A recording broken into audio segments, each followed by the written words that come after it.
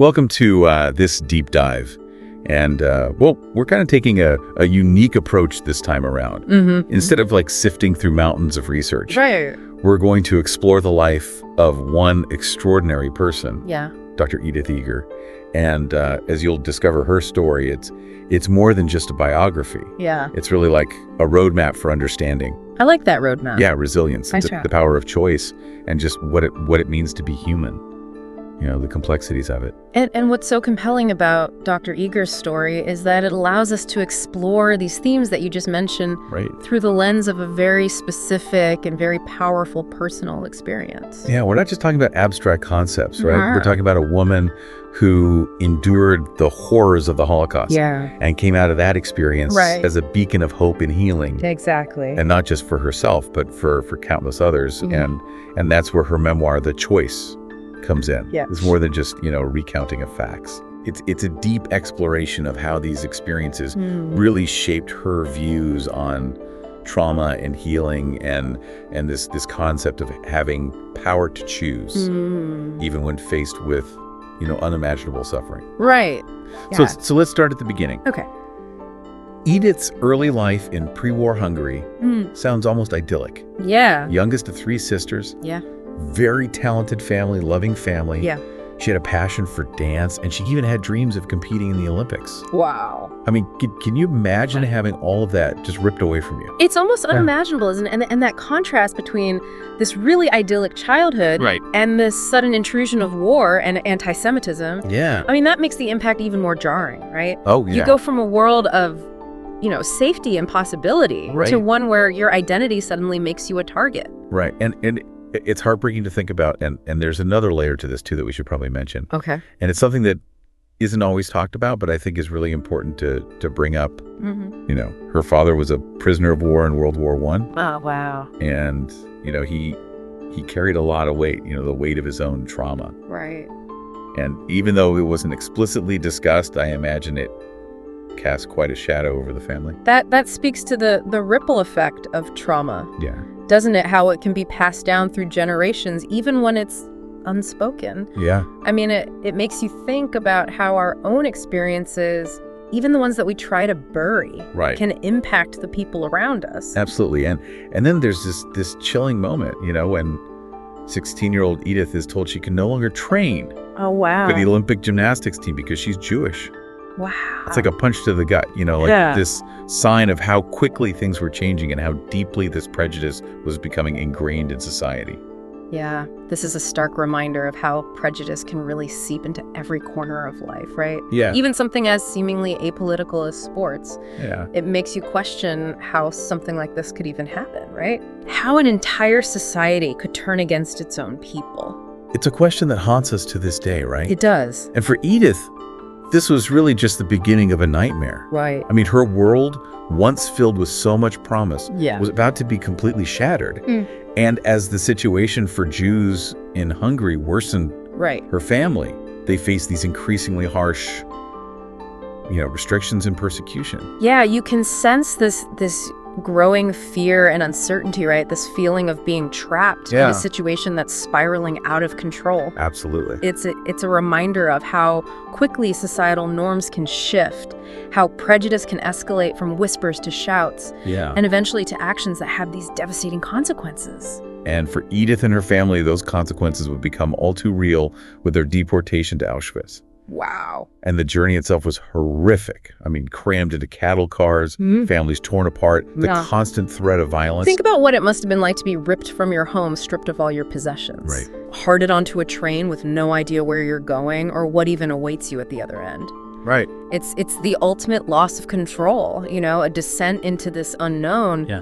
That must have been terrifying. Absolutely terrifying. And for Edith, who was just 16 at the time, Right. this is the beginning of her descent into the depths of human cruelty. And as we delve deeper into her experiences in Auschwitz, we'll begin to understand this profound impact that trauma can have on the human psyche, the ways in which individuals cope with unimaginable suffering. Yeah. And the choices that they make in these life and death situations. It's a heavy topic. It is. But it's also an incredibly important one. Yes.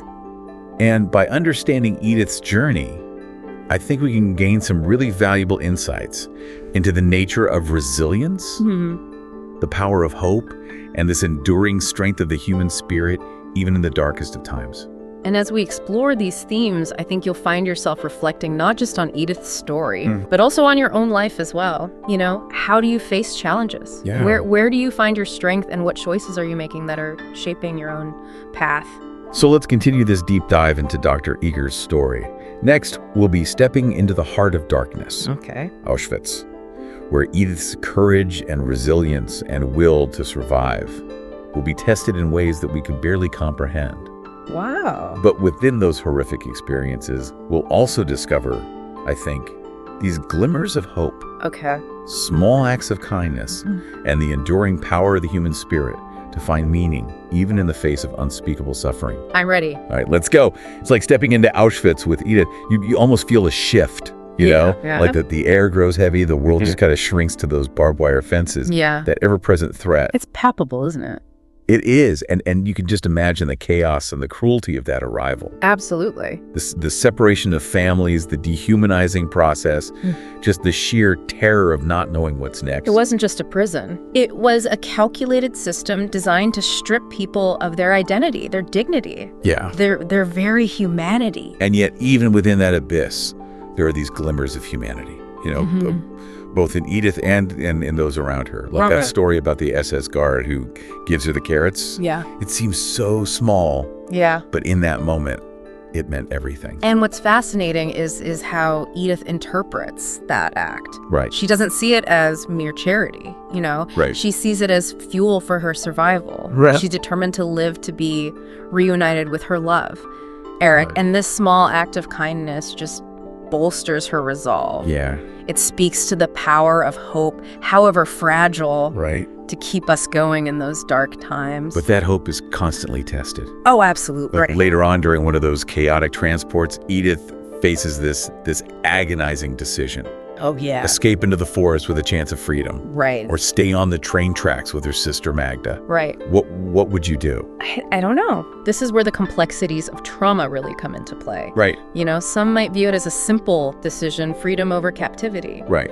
But for Edith, those bonds of family, the need to protect her sister, Yeah. outweigh the potential for individual survival. Right. It speaks to the profound loyalty that can bind us to the ones we love, even in the most extreme circumstances. And of course, even making that choice doesn't guarantee safety. No. I mean, upon arriving at Auschwitz, Edith witnesses the unthinkable. Right. Her mother being sent to the gas chamber. It's a scene that's almost too horrific to comprehend. It is. And the emotional toll, Unimaginable. I can't even fathom it. And it's important to remember that trauma affects each individual differently. It does. And for Edith, the initial reaction is numbness. Right. It's like this emotional shutdown allows her to just function Yeah. in the face of this unimaginable horror. It's a coping mechanism. Yeah. A way to survive the present moment without being completely overwhelmed by grief. Right. But that grief, that loss, doesn't simply disappear. No, it doesn't. It becomes a part of you, a shadow that lingers even after liberation. It does. And speaking of liberation for Edith, it comes with this mix of relief and joy. Right. And this desperate search for any sign of her family. Yeah. Imagine that uncertainty, you know, that hope mixed with dread as she's scouring lists of survivors. Right. Just clinging to the possibility that anyone might have made it out alive. Right. And then amidst all of that chaos and that heartbreak, Right. there's that incredible moment of reunion with her sisters, Magda and Clara. A testament to the enduring power of love and family. It is. That even in the face of such horrific loss, there can be moments of joy and gratitude. Yeah. For those who survived. But it's also just the beginning of a very long and complex journey of healing, It is. both individually and as a family. Absolutely. And that healing, as we'll see, takes many forms. Right. For Edith, it begins with reconnecting with her body, reclaiming a sense of joy and pleasure that was completely denied to her during her time in the camps. Right. And this is where her relationship with Bella, a fellow survivor, Yes. becomes so significant. Yes. There's a real sense of tenderness in their story. These two souls that have endured unimaginable suffering. Right. And finding solace and love in each other. It's beautiful. It is. But it's not a fairy tale ending, is it? No, it's not. I mean, they both carry the weight of their experiences. that unspoken trauma that really shapes their interactions Right. and their outlook on life. And what's remarkable is that Edith recognizes this early on. Yeah. She understands that trauma doesn't simply vanish with liberation. Right. It becomes woven into the fabric of your being. Yeah. And that awareness, that Yeah. willingness to confront the darkness. Right. That's what ultimately sets her on the path to healing, not just for herself, but Yeah. for others as well. And their journey together as husband and wife is marked by both joy and hardship. I mean, they face the challenge of rebuilding their lives amidst a post-war Europe. Right. Bella's struggle with TB, Right. the arrival of their daughter Marianne. It's a reminder that life, even after surviving something as horrific as the Holocaust, is rarely a straight line. Right. There are moments of light and darkness, triumphs and setbacks. And Yeah. Edith navigates these with a resilience that's forged in the fires of her past. One of the stories that really struck me was Edith bartering her gold bracelet, Oh, wow. this precious memento from before the war, Yeah. for penicillin to save Marianne's life. Wow. It speaks volumes about her resourcefulness, Right. her willingness to do whatever it takes to protect her child. This act to me goes beyond mere motherly love. You know, it's a Right. reflection of Edith's unwavering determination to create a good life for her family, Right. to ensure that their future is not defined by the horrors of the past. And that determination leads them to make a very daring decision, Yeah. to escape communist Czechoslovakia and seek a new beginning in America. A risky move fraught with danger. It is, but they're driven by the hope of a better future for themselves and their daughter. And the escape itself is like something out of a spy thriller, Yeah. with Bella hiding on this tense train ride before they finally reach safety. Right. It's a testament to their courage and resilience, Yeah. their refusal to be defined by the circumstances they were born into. But even arriving in America, the land of opportunity, Right. it doesn't erase the past, does it? No, it doesn't. Edith faces a whole new set of challenges. Right. Adapting to a new language, navigating a different culture, Right. struggling to make ends meet in this foreign land. It's a reminder that even in a place known for welcoming immigrants, that process of assimilation can be incredibly difficult. Yeah. Especially for those carrying the weight of trauma and displacement. Right. Imagine the culture shock, the loneliness, that constant feeling of being an outsider. And yet Edith finds a way to persevere. She does. She takes on odd jobs. She learns English, does everything in her power to create a sense of normalcy for her children. There's this heartwarming story about her baby turkey Thanksgiving, Oh, yeah, I love that story. where she makes do with a small chicken because that's all she can afford.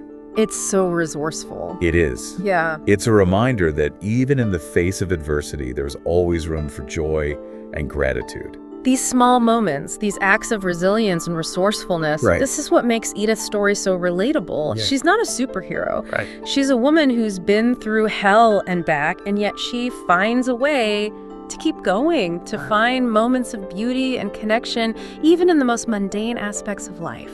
But amidst the daily grind of survival, there are also moments that rekindle Edith's spirit.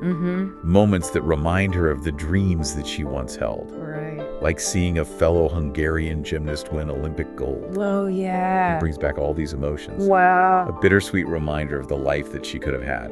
What's interesting is how Edith channels that experience, that sense of loss, into a new purpose. Right. It becomes a catalyst for her own journey of self-discovery and healing. Yeah. She realizes, even though her Olympic dreams were shattered, Right.